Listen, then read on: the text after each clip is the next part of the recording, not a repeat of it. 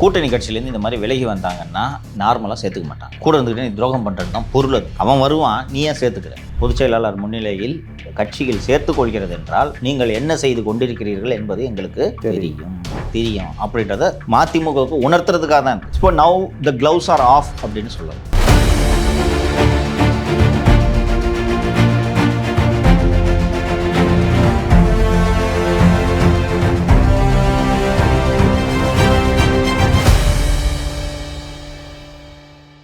அதோட தொடர்ச்சியாக திமுக கூட்டணியிலேருந்து ஏன்னா அரசியல் முறையில் முடிச்சுட்டு அதுக்கப்புறம் சமூக பிரச்சனைக்கு போகலான்னு பார்க்குறேன். திமுக கூட்டணியிலேருந்து ஒரு கட்சி வந்து வெளியே போகிறாங்க அப்படின்னு சொல்லிட்டு பேசணும். அது மதிமுகன்னு பேசணும், தினமலரில் வந்துச்சு, அதை கூட்டிகிட்டு பேசணும். நேற்றைய தினம் வந்து முத்துரத்தினம் என்பவர் 2021 வந்து பல்லடம் தொகுதியில் போட்டிட்டார். அவர் மதிமுக சார்பாக போட்டிட்டவர். நேற்றைய தினம் வந்து ஸ்டாலின் மற்றும் துரைமுருகன் அவங்களோட தலைமையில் திமுகவில் இணைஞ்சார். இதை வந்து நாம் இது மூலமாக உறுதிப்படுத்திக்கலாமா? மதிமுக வந்து அதிமுக கூட்டணிக்கு தான் போகுது அப்படின்னு சொல்லிட்டு இதன் மூலம் உறுதிப்படுத்திக்கலாமா? இது ரொம்ப சிக்னிஃபிகண்ட்டான டெவலப்மெண்ட் இல்லையோ? நான் அப்படி தான் பார்க்குறேன். ஃபஸ்ட்டு ஏதோ போய் சேர்ந்தாங்க அப்படின்னு சொல்லிட்டு நான் கடந்து போகிறதுக்கான நினச்சேன். கூட்டணி கட்சியிலேருந்து இந்த மாதிரி விலகி வந்தாங்கன்னா நார்மலாக சேர்த்துக்க மாட்டாங்க. கூட இருந்துக்கிட்டு நீ துரோகம் பண்ணுறது தான் பொருள். அதுக்கு அவன் வருவான், நீ ஏன் சேர்த்துக்கிற? எதிரணியிலிருந்து யார் வந்தாலும் சேர்த்துக்கொள்வார்கள். கூட்டணி கட்சியிலேருந்து ஒருத்தர் வர்றாருன்னா நார்மலாக எப்பா பிரச்சனையாக வைக்க கோச்சு வைக்க ஃபோனை போடுவார், நான் அங்கேருந்து வர்றான், நீ பாட்டு சேர்த்துக்கிறேன் அப்படின்னு ஃபோனை போடுவார், வேண்டாம் என்று தவிர்ப்பார்கள். ஸோ அந்த பல்லடம் தொகுதியில் மறுமலர்ச்சி திராவிட முன்னேற்ற கழகம் சார்பாக போட்டியிட்ட திரு முத்துரத்தினம் என்பவரை வந்து திமுக பொதுச் செயலாளர் முன்னிலையில் கட்சியில் சேர்த்துக் கொள்கிறது என்றால் நீங்கள் என்ன செய்து கொண்டிருக்கிறீர்கள் என்பது எங்களுக்கு தெரியும். நீங்கள் அங்கே பேசிகிட்டு இருக்கீங்க, எங்களுக்கு அதெல்லாம் தெரியும் அப்படின்றத மதிமுகவுக்கு உணர்த்துறதுக்காக தான் இது. இப்போ now the gloves are off அப்படின்னு சொல்லலாம். அண்டு திரு நயினார் அவர்கள் ஏற்கனவே ஒரு கோடிட்டு காட்டினார். உங்களுக்கு தெரியும், திமுக அணியிலேருந்து ஒரு கட்சி என்கிட்ட பேசிகிட்டு இருக்கு என்று சொன்னார். திரு துரை வைகோ அவர்கள் 12 சீட்டுகளில் போட்டியிட வேண்டிய கட்டாயத்தில் நாங்கள் இருக்கிறோம் என்று சொன்னார். கூடுதலாக அந்த இணையமைச்சர் என்ற அந்த விவகாரத்தையும் நான் சொன்னேன். பேசிகிட்டு இருக்காங்கன்னு தெரிஞ்சவொடனே இவங்க நீ போகிற கட்சியை இல்லாமல் பண்ணுறேன் பார்க்குறியா என்று இது செய்கிறார்கள். சரி, இப்போ சொல்லுப்பா, இது எக்ஸ்பிளைன் பண்ண ஃபேக்ட்ஸை, இது சரியானு சொல்லு. திமுக ஆங்கிள்லேருந்து நியாய தர்மத்துக்கு சொல்லல, திமுக ஆங்கிள்லேருந்து ஸ்ட்ராட்டஜிக்கலாக இது சரியா? ஆக்சுவலாக இதுக்கான விதை வந்து போட்டது அதெல்லாம் தவிர்த்துட்டு பார்க்குறேன் சார். இந்த 2026 சட்டமன்ற தேர்தலில் கூட்டணி கட்சிகள் ஒரு டிசிஷன் எடுக்க போகிறாங்கன்னு தெரிஞ்சு எங்களுக்கு நீங்கள் தேவையில்லை போங்கன்னு சொல்லிட்டு ஒரு விதையை போட்டது திமுக இப்போ போட்டிருக்கு. அதுக்கு தான் முத்துரத்தினம் அவரோட இணைப்புழவை நான் பார்க்குறேன். அது சரியா? அது திமுகவை பொறுத்த வரைக்கும் மிக சரி சார். ஏன்னா வந்து சரி, நீங்கள் வந்து எங்கள் கட்சியில் இருக்க, எங்கள் கூட்டணியில் இருக்கீங்க, இது வரைக்கும் வந்து உங்களுடைய ஆதரவு உங்கள் கட்சியிலேருந்து நிறைய மூத்த தலைவர்கள் எங்களை அப்ரோச் பண்ணாங்க. திமுகலேருந்து பிரிஞ்சு தான் மதிமுக, நாங்கள் மதிமுகவில் இருந்தோம். இப்போ மதிமுகவே திமுக கூட இணைஞ்சிருச்சு. நாங்கள் திமுகவிலேருந்து மதிமுகவுக்கு ஏதோ ஒரு நோக்கத்துக்காக வந்தோம், அந்த நோக்கமே இப்போ இல்லை. இப்போ நாங்கள் ஏன் மதிமுகவில் இருக்கணும் அப்படின்னு ஒரு கேள்வி எழுது. ஓகேவா? அதனால நாங்கள் திரும்ப திமுகவுக்கே வரேன்னு சொல்லிட்டு அவங்க நினச்சிக்கிட்டாங்க. இந்த மாதிரி ஒரு இது ஒரு டாக்கும் போயிட்டுருக்கு. அவங்க இணையமைச்சர் அதே போல் வந்து நாங்கள் இது அதிமுக கூட்டணிக்கு வரோம் அப்படின்னு சொல்லிட்டு. இப்போ திமுக எப்படி பார்க்கும்? அப்போ நாங்கள் வந்து உங்களுக்கு வந்து உங்கள் பையனை வந்து எம்பி ஆகிருக்கோம், உங்களுக்கு வந்து மாநிலங்களவை கொடுத்துருக்கோம், 2026 வந்து உங்களுக்கு கொடுக்க மாட்டேன்னு சொல்ல, வெயிட் பண்ணுங்க அப்படின்னு சொல்லிட்டு சொல்லிருக்கோம். அப்படிலாம் இருக்கும்போது உங்கள் கட்சியில் இத்தனை பேர் வந்து எங்கள் கட்சியில் சேரணும்னு சொல்லிட்டு வெயிட் பண்ணிகிட்ருக்காங்க. இதெல்லாம் தாண்டி இல்லை வேணாம் வைகோ இருக்காரு, நாங்கள் மரியாதையாக அவங்களை நடத்தணும், ஆனால் நீங்கள் அப்படி பண்ணலை, அங்கே பேசிகிட்டு இருக்கீங்க, அப்படி தான் போக தான் போகிறீங்க, இருக்கிற கொஞ்சம் மூத்த தலைவர்களும் நாங்கள் எடுத்துக்கிறோம் அப்படின்னு சொல்லிட்டு திமுக பண்ணுறாங்க. திமுக பண்ணுறதுல அது வந்து அரசியல், அதில் வந்து அரசியல் நியாய தர்மம் பார்க்க இல்லை அதான் நான் ஸ்ட்ராட்டஜிக்கலாக சரிதான் சார். நான் சொல்கிறேன். இப்போது இந்த தகவல் உண்மையாக கூட இருக்கலாம். இங்கே அதிமுக பாஜக கூட்டணியில் பேச்சுவார்த்தை நடத்தி கொண்டிருப்பது உண்மையாக இருக்கிறது என்று வைத்துக்கொள்வோம். அஃபிஷியலாக அறிவிப்பு வந்து விட்டதா நாங்கள் அதிமுக கூட்டணிக்கு போகிறோன்னு? வரல. அப்போது இது ஊகம்னு வைத்துக்கொள்ளலாம். உண்மைன்னு தெரிஞ்சாலும் கூட இது ஒரு ஊகம்னு வைத்துக்கொள்ளலாம். இப்போ திமுக கூட்டணியில் இருக்கக்கூடிய ஒரு தலைமை என்ன செய்ய வேண்டும் என்றால் இதை ஊகமாகவே மாற்றணும். பேசிக்கிட்டு தான் இருப்பாங்க. கூப்பிட்டு வைகோட்டை உங்களுக்கு என்னங்க வேணும்? எனக்கு ராஜ்யசபா கொடுக்கல, ஒரு நடிகருக்கு போய் கொடுத்துட்டீங்க, இருக்கட்டுங்க, 8 சீட்டு தராங்க.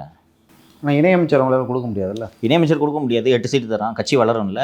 திமுக அண்ட் இந்த மதிமுகவில் இருக்கக்கூடிய நிர்வாகிகள் மாவட்ட செயலாளர்கள்லாம் கையில் எடுக்கணும். திமுக கூட்டணியிலே நாம் இருப்போம்னா அவங்கள பேச வைக்கணும். இதைத்தானே பண்ணணும். நீ இப்போது காங்கிரஸ் கட்சியில் ராஜேஷ்னி யாரோ ஒரு எம்எல்ஏவா என்னன்னு தெரியல, ராஜேஷ்னி யாரோ ஒருவர் வந்து எங்களுக்கு அதிக சீட்டு வேணும், அமைச்சரவையில் பங்கு வேணும் கேட்டுட்டு இருந்தார். செல்ல பிறந்த கேளு தலையில் பேசுவார். கரெக்டா? 96 எம்எல்ஏக்களோடு 2006 முதல் 2011 வரை கருணாநிதி ஆட்சி நடத்திய போது திடீரென்று எங்களுக்கு அமைச்சரவையில் பங்கு வேணும்னு கேள்வி எழும். காங்கிரஸின் ஆட்சி அமைப்போம் அமைப்போன்லாம் பேசுவாங்க. அப்போ தான் அதிகமாக அந்த காமராஜர் ஆட்சியை பற்றி பேசிட்டு இருந்தாங்க. ஆமாம், மீண்டும் காமராஜர் ஆட்சி அமைப்போம். தங்கபால் ஒரு பக்கம் மாதிரி EPS இளங்கோவன் ஒரு பக்கம் கூவார். இபிஎஸ் இந்த பக்கம் இவர் திரு இவிகேஎஸ் வந்து இந்த பக்கம் வந்து காமராஜர் ஆட்சி வேணும், எங்களுக்கு கூட்டணி அமைச்சரவையில் பங்கு வேணும்னு இந்த பக்கம் கேட்டிருக்கும்போது தங்கபாலு அமைச்சரவையில் பங்கு கூடாதுன்ட்டு பேச வைப்பார் கருணாநிதி. இப்போ என்ன சிக்கல்னா, இப்போ நீங்கள் வெளிப்படையாக தேவையில்லையா நீன்றதை ப்ரூவ் பண்ணிட்டீங்க, ரைட்டா? திரு முத்துரத்தினம் அவர்களே கட்சியில் சேர்த்து கொண்டது மூலம் நீங்கள் பேசுனுங்கன்னு தெரியும்னு சொல்லிட்டீங்க. நீங்கள் போயிட்டாங்கன்னா உங்கள் கூட்டணி பலவீனமாகலையா? இல்லை, கூட்டணி பலவீனமாகுது ஒரு விஷயம். நீங்கள் போடுற முடிவு எடுத்துக்கிட்டீங்க. நிறுத்து. அந்த முடிவை மாத்துறது சாதுரியமா, விரட்டி விடுறது சாதுரியமான்னு கேட்குறேன் நான். இல்லை, நீங்கள் போகாமல் நிப்பாட்டுறது. நான் சொல்ல புரியுதா? எனக்கு புரியுது சார் நீங்கள் சொல்கிறது. இப்போ நீங்கள் வந்து கமலுக்கு கொடுக்குறீங்க. நீங்கள் எந்த பிராமணர்களை எதிர்த்து வந்து திராவிட கழகமும் திமுகவும் ஆரம்பிக்கப்பட்டதோ அந்த பிராமணருக்கு வந்து எம்பி சீட்டு கொடுக்குறீங்க மாநிலவை. நான் வந்து இதே திராவிட கழகத்தில் வந்தேன், திமுகவில் இருந்தேன், எனக்கு ஏன் கொடுக்கல, உங்களுக்காக நான் வந்திருக்கேன்ல அப்படின்னு சொல்லிட்டு வைக்க நினைக்க மாட்டாரா? வைக்க நினைப்பாருப்பா. என்னப்பா வேணும்? ஒரு அமௌண்ட்டை தூக்கி கொடுத்து வாய அடப்பா. அவங்க கொடுக்கலையா? கொடுத்துருந்தா அவர் போக போகிறாரு. அதை ஏன் பண்ணலைன்னு நான் கேட்குறேன், சாதுரியமாக நான் கேட்குறேன். உங்களுக்கு வந்து நீங்கள் இந்த திமுக அணியோட பலமே கூட்டணி உறுதியாக இருக்குன்றது. அவங்க கூட்டணிலேருந்து ஒரு கட்சி வெளியில் போகுதுன்னா கலகலக்க ஆரம்பிக்காதா? மதிமுக போயிடுச்சு, இனிமேல் நீங்கள் எங்களை நம்பி தான் இருக்கீங்க, 25 சீட்டுக்கு கம்மியாக நாங்கள் வரமாட்டோன்னு விடுதலை சிறுத்தைகள் பேசினா என்ன பண்ணுவீங்க? இதுக்கு ஸ்கோப்பே கொடுக்காம நீங்கள் தவிர்க்கிறது தானே சாதுரியம். பணத்தை கொடு, மல்லை சத்தியா விட்டு அறிக்கை விட்டு திமுக கூட்டணி விட்டு நாம் செல்லக்கூடாதுன்னு இப்போ விடுதலை சிறுத்தைகள் இது நடக்குதா? கூட்டணி மாறலாங்கிறலாம் நினச்சிட்டு இருக்கும்போது ஆலூர் ஷானவாஸ் பேசுவார், பத்திரியா சிந்தனை செல்வன் பேசுவார். திமுக கூட்டணி பாசிச சக்திகளை ஒடுக்குவதற்காக நாம் கடைசி வரை கட்சியை கலைக்கும் வரை நாம் திமுக கூட்டணியில் இருக்கணும்ட்டு திடீர்னு அறிக்கை வரும். அப்போ திரும்ப சரி எப்போ பாப்பு அப்படின்னு போயிடுவார். இதை இவங்க பண்ணலைன்ட்டு நான் ஃபீல் பண்ணுறேன். தெரியல, நமக்கு பின்னாடி என்ன நடக்குதுன்னு தெரியும். அது என்னென்னா அந்த இண்டிகேஷன் தெரியக்கூடாது. பேசிகிட்டு இருக்காங்க, உண்மை தெரிஞ்சு போகாமல் இருக்கிறதுக்கு என்னென்ன பண்ண துட்டா இல்லை, கொள்கை குன்றுகளா? 2006 இறுதி நேரத்தில் எதுக்கு அதிமுக கூட்டணிக்கு போனார் வைகோ? கொள்கைக்காகவா? அதை தாண்டி ஒரு இணை அமைச்சராக இருந்து சம்பாதிக்கிறதுக்கு அவங்க கொடுக்குற பணத்துக்கும் அந்த ஸ்டேட்டஸ், அது உங்கள் சாமர்த்தியம், நெகோஷியேட் பண்ணுறது, கன்வின்ஸ் பண்ணுறது, அது உங்கள் நெகோஷியேஷன் ஸ்கில். அதுக்கான ஆளை நீங்கள் நியமிக்கணும். என்ன தம்பி போய் மத்திய அமைச்சராக இணை அமைச்சராக என்ன பொறுத்த இல்லை, நீங்கள் அதை தாண்டி வந்து இங்கே வந்து விசிக மதிமுக அப்படின்னு சின்ன சின்ன கட்சி இருக்கிறதால தான் கூட்டணி பலமாக இருக்குன்னு சொல்கிறீங்க. நான் மதிமுகன்ற கட்சியை உடச்சிட்டுனா அதை பண்ணணும். இதை மிரட்டலாகவே விடணும். ஒரு வேளை நீங்கள் போனீங்கன்னா அப்பாவும் பையனை தவிர மீதி பூரா தூக்கிடுவேன். இதையும் செய்யணும். ஸோ இதை பண்ணியிருக்கக்கூடாதுன்ற இந்த முத்துரத்தனத்தை சேர்த்தது நீங்கள் டிக்ளரிங் வார். ஒரு வேளை வந்து அங்கே வந்து போன பிறகு தூக்கியிருக்கலாமா? போயிட்டாங்க. நான் தான் சொன்னேன் அஃபிஷியல் அனௌன்ஸ்மெண்ட்டுன்னு கேட்டேன்ல. அஃபிஷியலாக ஆமாப்பா நாங்கள் போகிறோன்னு அஃபிஷியலாக வந்துருச்சு, அன்னைக்கு உடைக்கணும். இல்லை, சரி போகிறன்ற பேச்சுவார்த்தை நடக்கும்போது இங்கேருந்து ஒரு பாமா அங்கே போடுவாங்கல்ல, அது திமுக ஃபஸ்ட்டே போட்டுருச்சு அப்படின்றீங்க. அவசரப்பட்டு போட்டாங்கன்ற. இப்போ இனிமேலும் மதிமுக இங்கே நீடிக்கிறதுக்கான தேவை என்ன இருக்குது? கொஞ்சம் அப்படியே யோசிச்சுட்டு போகலாமா வேணாமான்னு யோசிச்சுட்டு இருந்தீங்களா, போகணுன்னு விரட்டி விடுறீங்க. இது நல்ல உத்தி இல்லைன்ற. திமுக தன்னோட நிதானத்தை இழந்துக்கிட்டு இருக்கு. இது சின்ன பசங்க பண்ணுற வேலை, புரியுதா? பக்குவம் இல்லாதவர்கள் செய்யும் வேலை. பேசிகிட்டு இருக்காங்களா, தூக்குனா இங்கேருந்து 2 பேரை, நம்ம யாருன்னு காட்டுவோம். திஸ் இஸ் நாட் டிப்ளமசி, புரியுதா? இப்போ அடுத்து சிபிஐயும் முறுக்குனாங்கன்னா என்ன பண்ணுவீங்க நீங்கள்? காங்கிரஸே முறுக்கும். நீ அந்த மதிமுக வச்சு விசிகே பேலன்ஸ் பண்ணோம், சிபிஐ வச்சு சிபிஎம்மை பேலன்ஸ் பண்ணோம். இது தப்பு பண்ணுறாங்கன்னு தோணுது எனக்கு. அவசரம் இல்லையா அது?